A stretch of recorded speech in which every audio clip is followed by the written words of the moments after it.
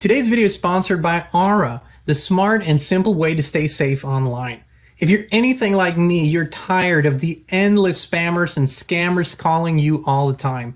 But how do they actually get our numbers? Did you know that data brokers are exposing and selling your personal information over and over again, and they're making big bucks doing it?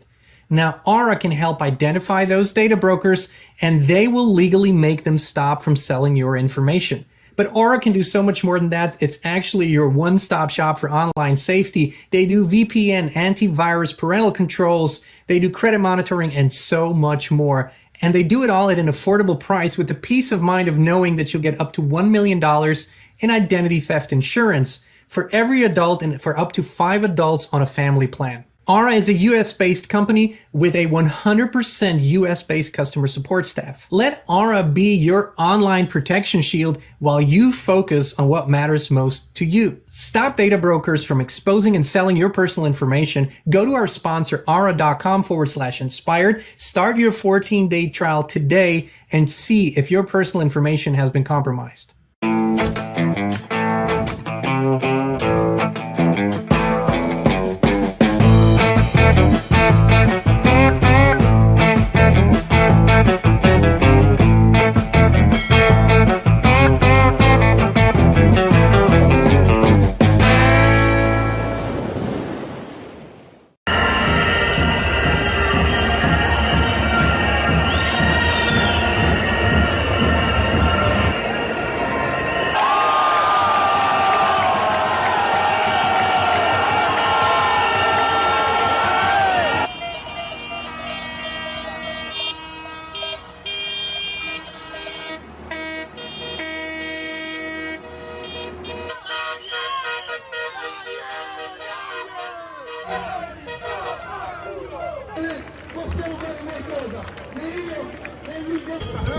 Meditate, gente, meditate.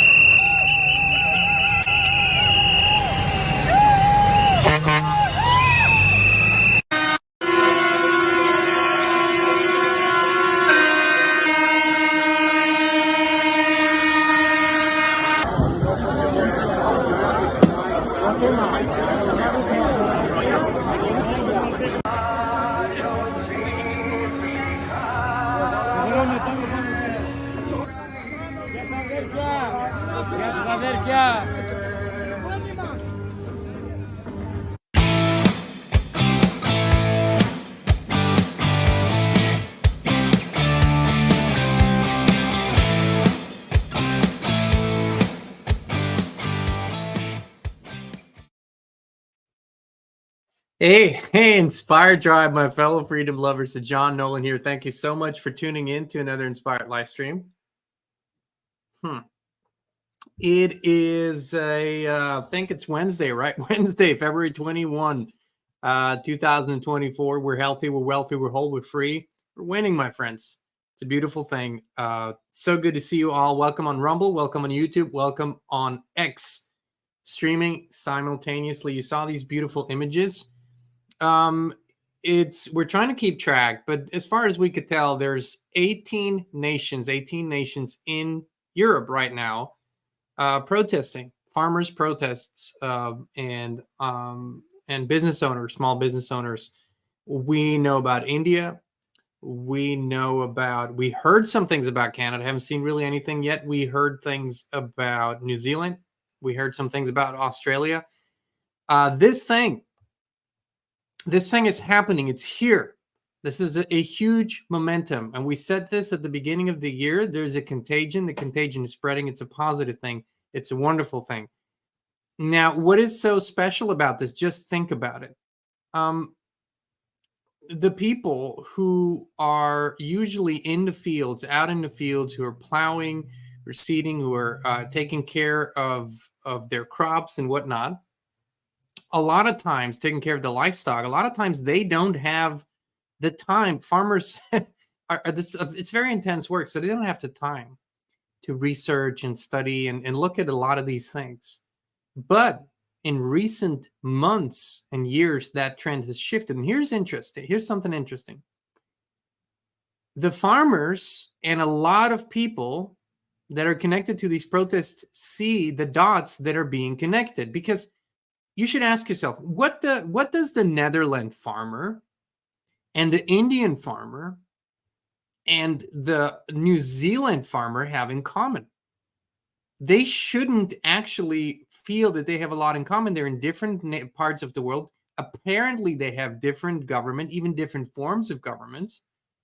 Apparently, they shouldn't have anything in common, but all of them realize that they're facing the same problems.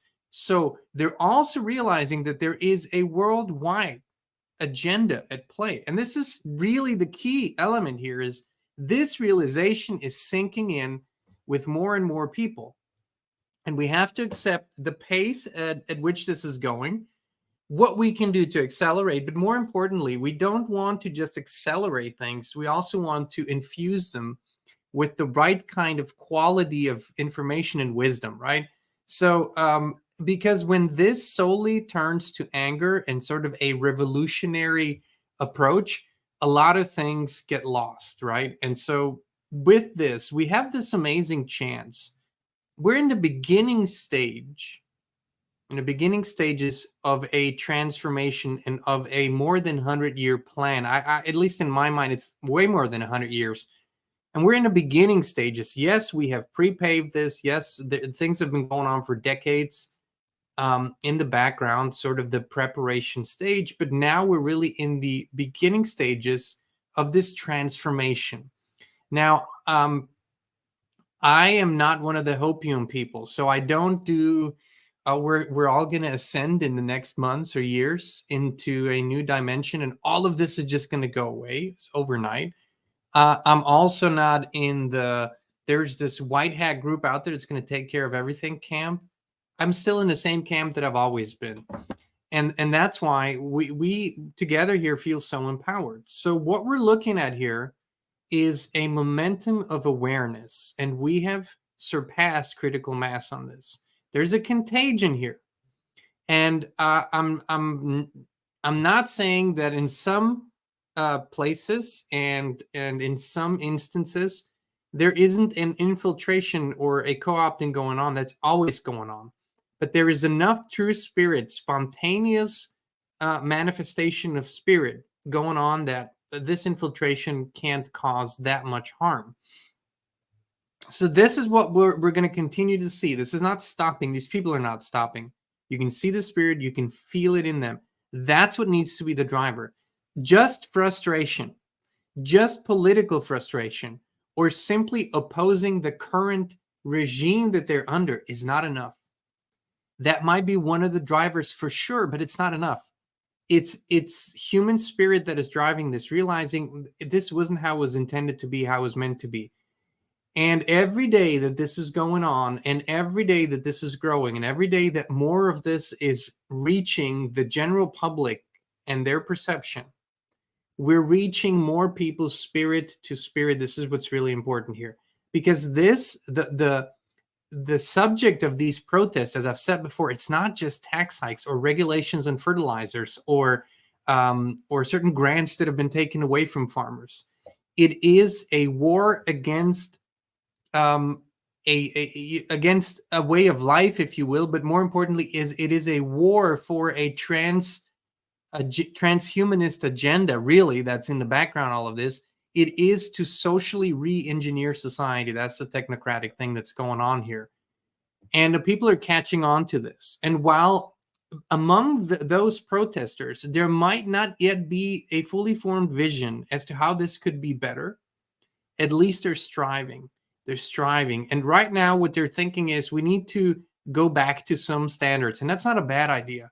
It's a preliminary step. It's not the final step. And this is why we need to develop a strategy that goes beyond the next week and the next month.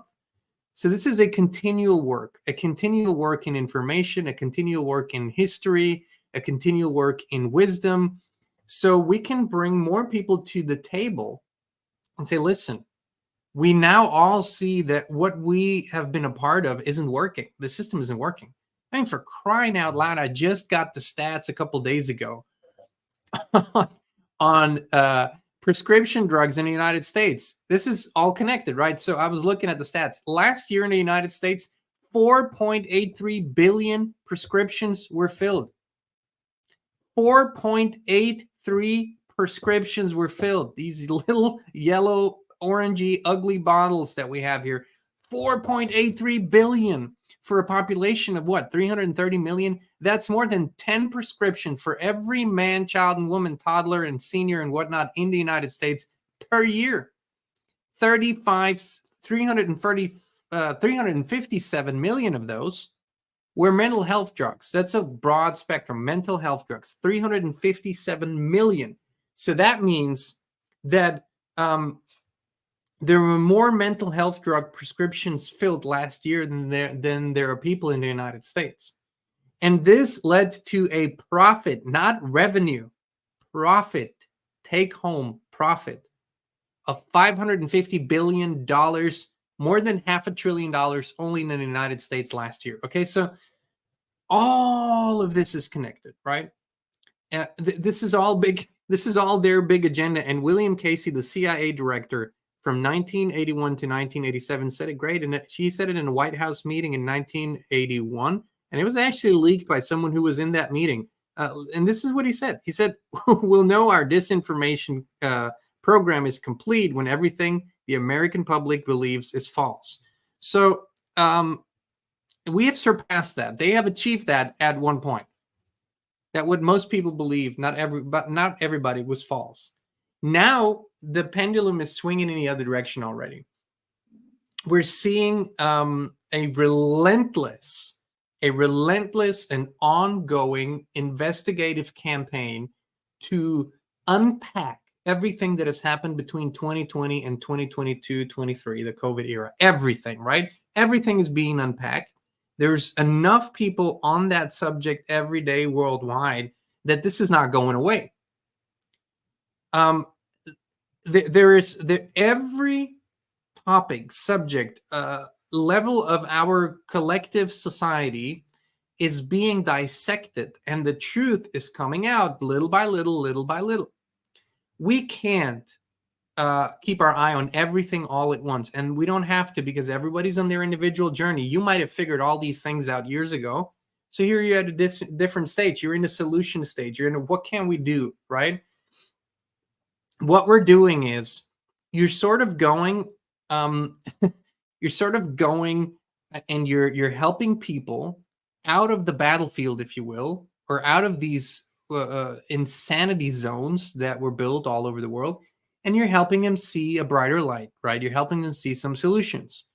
And then it would be the easiest thing to just stay there. Okay, we're not going to worry about what's going on here. But what we actually keep doing, at least what we're called to do, is keep running back and keep helping more people see it and bring them over there, right? So this is kind of where we stand on this. And the beautiful thing is that every time we go back, more and more and more and more people join us. So we continually unpack information, continually look at current events, connect them to the greater picture.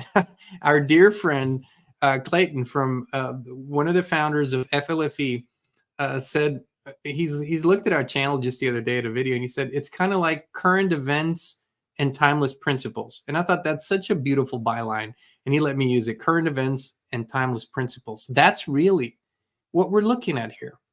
So if we're looking at these current events, it was, by the way, the seers and the prophets have seen that it's going to be the farmers who are going to make the biggest difference. They saw that a long time ago. The farmers are going to eventually stand up. And the farmers are, they're pretty cut and dry, no bullshit people. You push them to a certain level, they're going to push back hard. And then when they come pushing back hard, well, the lion, my friend, has awakened. This is what we're seeing. The lion sleeps no more. We're not on our knees any longer. This is literally what we're seeing. We're not on our knees any longer. And so this stage will bring more and more people in. And there's going to be more chaos as the system, as more and more people remove their belief in this system. The system is going to start crumbling more and more and more. And eventually a major pillar is going to fall. It might be tomorrow. And some pillars have already fallen. There's just sort of a containment campaign. People don't know it yet, but there's going to be major pillars falling, and that's going to just cause chaos within human society. There's no way around that, by the way. There's no way to prevent that from happening, but it is not a bad thing, because out of that, and oftentimes out of necessity, new things are born. Out of necessity, new ideas come forward. Out of necessity, we create great leaps, right? And so this chaos is going to happen, and it's already happening, but it's going to get bigger in the system. So what can we do if we take the 30,000 foot view? What can we do to better live and thrive through these chaotic times? Because this is so important. That's one of the main reasons why we talk about current events, because we can see the writing on the wall. We have seen it. It is logically coming, the chaos. However, when you're physically, spiritually, and mentally ready for that, so what? So you can live, thrive, and help others through this chaos. And so some of the things, aside from becoming part of some of these movements that are really, really important, highly important, are that you take great care of yourself. You have to first really be at the top of your game, which means drink very, very clean water, right? Really clean water. Really pay some attention to that. What's the cleanest water you could possibly acquire or produce yourself? It's not going to be the same as going high up and getting it from some spring. That's not the same, but as close as possible. Clean, unprocessed food. If you can grow it, if you can raise it, that's going to be the best. If you can connect with someone who grows and raises it, and you see the standards that they keep, well, that's second best, right? Think about, all the clubs that you were part of in the past. Maybe you were part of a book club, not a bad thing. Maybe you were part of a sports club. Maybe you were part of any other hobby club. All of these things are kind of cool and good. But how about thinking about becoming part of the food growing community? In whichever capacity currently you feel inspired to be. I'd much prefer you'd be one of them who does it themselves, small scale, big scale, whatever you can. But that's really important. Clean food, clean water, lots of good breathing. We need to learn how to breathe again. Believe me, this is going to sustain us through this period. Learn how to breathe properly. Have that in your daily practices. Deep breaths. Also, meditation and prayer, extremely important.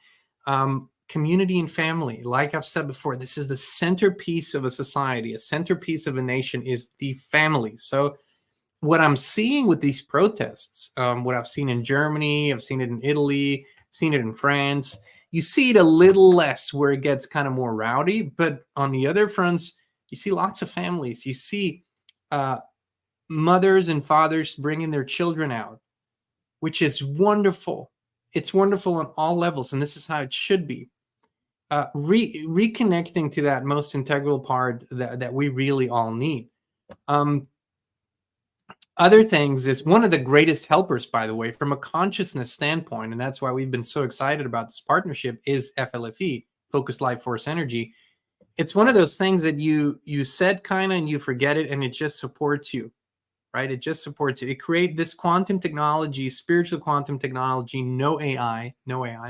It creates a high consciousness field around your home, your house, whatever you choose. You can learn more about it. Link in the description. You can talk to them, and they'll run you through it. They have this free trial, no credit card needed. You can just experience it. This is a great helper. It's been a great helper for many. In our community, so many people have reached out and given us amazing feedback on that. So all of these things are extremely important. And do not, we don't turn your back on everything quite yet. We have a good journey ahead of us. This is, I have always felt that this is going to take at least my whole lifetime to help accomplish a real shift, at least my whole lifetime. Now, I know approximately how long I'm going for, and it's longer than my ego wants to go probably, but hey, we're going to go for a while. And every stage of this transformation is going to have its perks and it's going to have its downsides. The downside currently really is that we're moving into an era of chaos where the structures that we're all used to, that the system that we're all used to is not going to function the way that it used to. It's not going to be as reliable. We're going to see blackout. We're going to see black swan events. We're going to see outages and all that stuff. And consciousness is the driver. Also, that's what I really feel. Consciousness is the driver of this. So, but then a stage forward, when you see what has happened over the last years, how people that are creating more self-sustainable communities, that are growing their own food, that are producing their own power, how these communities are growing exponentially, how the increase of people who are taking care of these things in their lives is growing by hundreds and hundreds of percent. It already shows us that the next stage is going to be a completely new playing field where a significant percentage of the people will be self-sufficient for the first time in about 100 years. It's not since the turn of, let's say, probably before the Great Depression, but especially afterwards, that the trend when they lived through the Great Depression and then the economic boom came, right? After World War II, especially, when that happened, you could see that slowly but surely the people stopped growing food. They stopped their gardens. They cut down their fruit trees. They sort of didn't have to because things were thriving in the economy and everything was so convenient. So this went down, right? For a long time, the trend went down. And in recent years, the trend comes back up, right? And people are beginning to rely less on the structures and more on that. They're learning the skills again. They're learning herbal medicine. Let thy food be thy medicine. If we fill 4.83 billion prescriptions per year in just this nation, it's really time that we say, let thy food be thy medicine. We have to step away from this madness, right? And so the next stage is really going to be when people really wake up. They're going to look around and go, oh, wow, there's already so many communities doing that. Where was I all my life? This is wonderful. This person, all they do is spend some time in their garden every day. They eat, they have herbs, they have little plant healers, they have some livestock and some animals around them. It's a beautiful life. It's not for everyone. We're also going to see a cleanup in the cities. I always said, the 15-minute city took from advanced thinkers great concepts, inverted them, and turned them into a shit show. But the basic fundamental principle of greenifying our cities is wonderful. If you live in the United States and you ever travel to Europe, one of the great things about most European cities is that they have all these beautiful pedestrian zones, right? No cars. The air is a little better because there's not diesel trucks driving around all the time. And so pedestrian zones in cities, greenified cities where you have rooftop gardens and balcony gardens and you have spaces for fruit trees and whatnot. That's all wonderful. Who would be against that? Reducing a lot of condensed traffic in a very enclosed space like a city is a good thing. It's not a bad thing. But you combine it with digital surveillance, digital check-ins, biometric surveillance, face recognition cameras, and radius zones in which you can move and out of which you cannot move at certain times. Now, that's the horrific control agenda. But we shouldn't throw out the baby with the bathwater. I'm all for greenifying cities. I'm all for that. I'm all for making cities more beautiful to live in, more connected to nature. That's the only thing that makes sense. So all of these things we're going to see. And just because they took our beautiful visions and concepts and inverted them, it doesn't mean we should just throw them out. We should take that back. And that's why I encourage when we go and look at these farmer protests and these movements, right? A lot of the things that the farmers have a beef with, no pun intended, is that they're trying to regulate them out of business by not allowing them to use fertilizers, by limiting certain things. And that's horrible. That's not the way to go. But the way we have grown food and the way industrial farming today works, and even small scale farming, that's not regenerative, it's not healthy, and it's not sustainable on all levels. The government is the worst possible entity to step in and do something about it. But Can we have conversations with the farmers? I have learned over the last years that proper permaculture farming and gardening increases your yield by at least 30%. Now you then add something like electroculture, copper. We've tested it. We have yet to do more tests, but what we've tested, we've seen a huge increase in growth. You add something like FLFE, again, huge increase in soil health and in plant growth. So now you go and say, hey, it's a whole new world, or actually we're returning to old wisdom. Farmers, let's talk. Let's change the model. What if you could put in less work, have a higher yield, have a much greater product, and live a healthier and more thriving life? What's not to love about this, right? But these conversations need to be had. While the protests are happening, we can have these conversations. At the sidelines, we can have these conversations. We can invite people in and stop throwing rocks at each other and seeing that we actually have a lot of beautiful solutions to move forward. This stage that we're in does two things. It removes, because of awareness and truth, the belief in the system, which is important because the system needs to crumble. It was built on our backs to enslave us. And the second thing it does is it removes the power from the few players behind the system when people stop believing in them. You don't have to physically do much to them or remove them.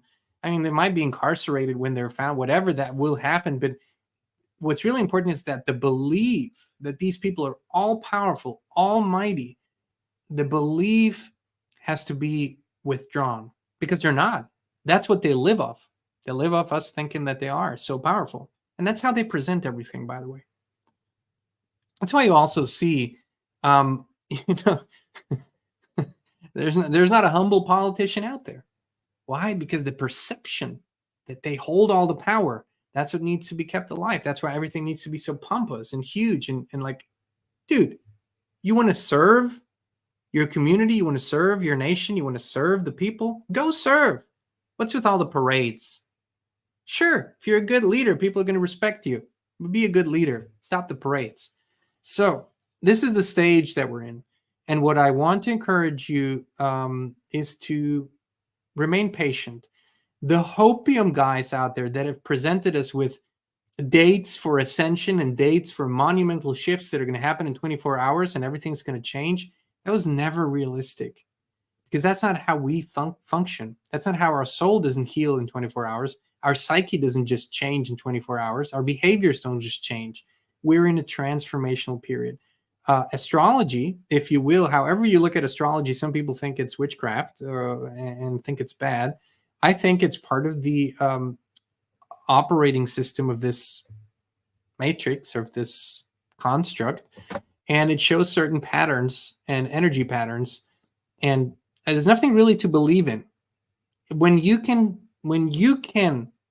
over and over and over and over and observe a pattern and the cause and effect, then you're not talking about belief system anymore. You can observe it and you can look at it and you can come to certain conclusions. It's been long said that millionaires don't have astrologers on retainers. Billionaires do.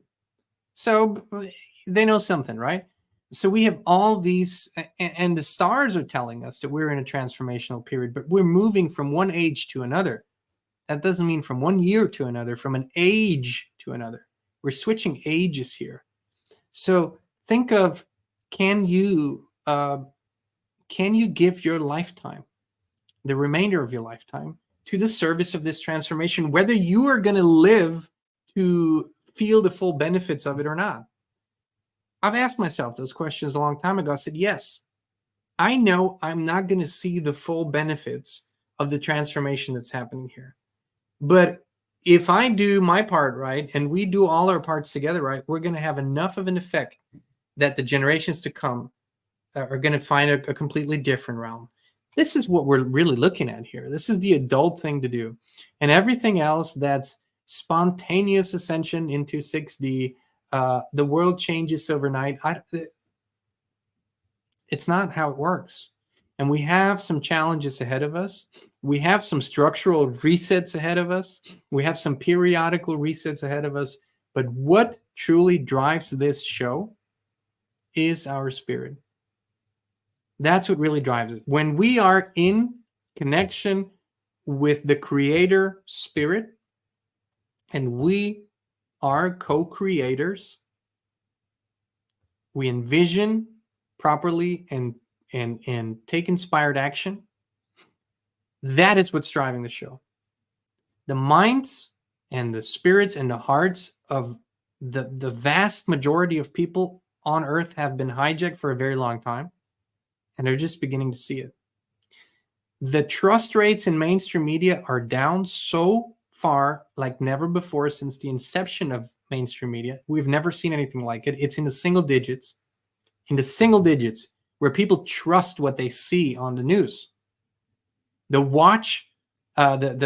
viewerships have gone down significantly. There's a generation that doesn't watch that at all anymore. It doesn't mean they replaced it with something inherently better, because replacing the nightly news with your average TikTok feed might not be that much better. But it means that this centralized source of authoritative information is gone. We have sort of, if you will, decentralized information already. That's what they're so afraid of, by the way, because they were driving the ship for a very long time. And this disinformation campaign, if you will. And now it's so far spread, and so many of you are independent thinkers. So many of you think for themselves. That ship can't be stopped anymore. The lion has awakened. The lion is out there roaring, and we need to add to that every day. My approaches from a balanced and peaceful spirit. If and when we have to defend ourselves, we will do it. We will use all means necessary to defend our families, to defend our loved ones, and that's it. But we need to focus mainly on this co-creative power that we have to co-create the future that we really desire to see in the world. All right, my friends, all links in the description. Go check them out. But also, thank you for being here. Thank you for adding with your energy, with your love, with your attention. And thank you for doing what you do in the way that only you can do it. There are things that only you can do in the way you do them. That's why you were put here. That's why you came here. And the fact that you're doing it fills me with gratitude. The fact that you're applying yourself in your way fills me with great appreciation. And I'm honored to be connected with you. We're very honored to be connected with you. It's a great honor. It's the honor of our lifetime. So much love to you. Many blessings. We'll be back very, very soon.